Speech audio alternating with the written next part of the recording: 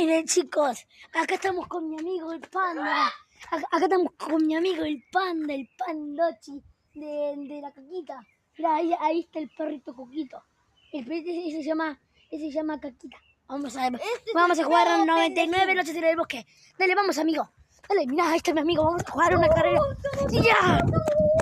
Amigo, mirá, ahí está el ciervo. ¡Pa!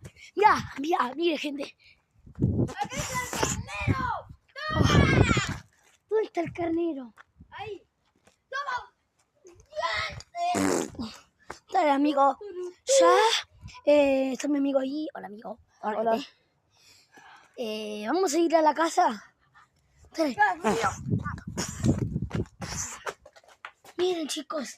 Hay un cofre. Ay, no. Nos tocó una pelota. A ver, vamos a ver qué podemos hacer con la pelota. Miren, chicos. Pasa la pelota, amigo. ¡Qué caño! Amigos. Amigos, mañana seguimos con la parte 2 de 99 noches en el bosque, ¿está? Sí, vamos. Vamos a seguir con la parte 2. Chao. Hasta mañana. Ahí le metemos un pelotazo a la pared. Y otro más para despedida de la parte 2.